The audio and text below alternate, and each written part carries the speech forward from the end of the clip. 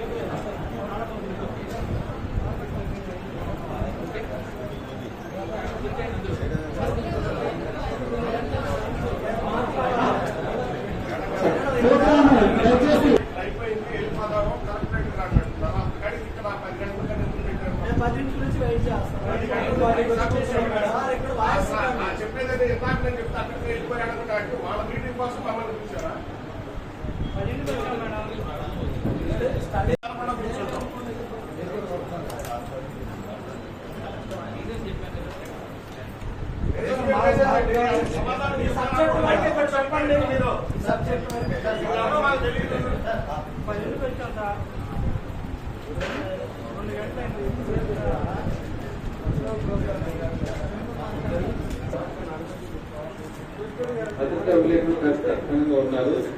నా పేరు Kola master, secretary BC welfare. Technical గా ప్రాబ్లం వచ్చిందని చెప్పాను. అన్ని విషయాలు చెప్పలేము కదా. చిన్న కాన్వాయ్లో ప్రాబ్లం వచ్చిన వల్ల ఆలస్యమైంది.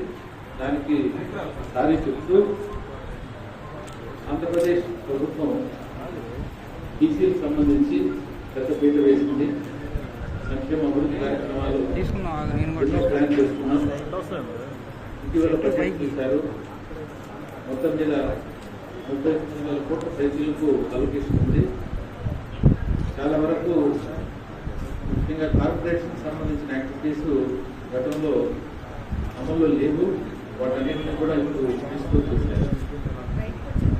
దాంట్లో భాగంగా మేము ఈ ఫైనాన్షియల్ ఇయర్లో ముందుగా ఏదైతే అవసరమో సందర్భాన్ని బట్టి అన్ని కార్యక్రమాలు తీసుకుంటున్నాం. డిఎస్సి నోటిఫికేషన్ త్వరలో రాబోతుంది కాబట్టి చాలా రోజుల నుంచి చదువుతున్నటువంటి యువకులు ఎదుర్కొంటున్నారు. వారికి ప్రయోజనం చేకూర్చి మరియు మంచి ఉద్యోగ అవకాశాలు కలగాలని చెప్పి ట్రైనింగ్ ప్రోగ్రామ్ లాంఛనంగా ప్రారంభం చేయాలని చెప్పి ఈరోజు ఒక కార్యక్రమాన్ని ఏర్పాటు చేశాం. దీనికి మంత్రి గారు చెప్పినట్టుగా సహకరించాలని మంత్రి గారితో పాటు స్థానికంగా ఎమ్మెల్యే గారు ఇచ్చేశారు. 26 జిల్లాల్లో డిఎస్సి ట్రైనింగ్ చేస్తున్నాము. అయితే స్టడీ సర్కిల్ సెక్షన్స్లో స్పేస్ ప్రాబ్లం వల్ల ఇక్కడ లాంఛనంగా కార్యక్రమాన్ని ప్రారంభించి తదుపరి మనం కలెక్టరేట్లో ఎస్ఐ సెంటర్ బిల్డింగ్లో సభా కార్యక్రమాన్ని నిర్వహించాలని చెప్పి నిర్ణయించడం జరిగింది. ఆలస్యమైన ఈ సమస్య. మీ కోరిక మేరకు ఈ కార్యక్రమాన్ని పురస్కరించుకుని ఆ వివరాలన్నింటినీ కూడా మంత్రి గారి ద్వారా మీకు తెలియపరచాలని చెప్పి మనవి చేస్తున్నాం.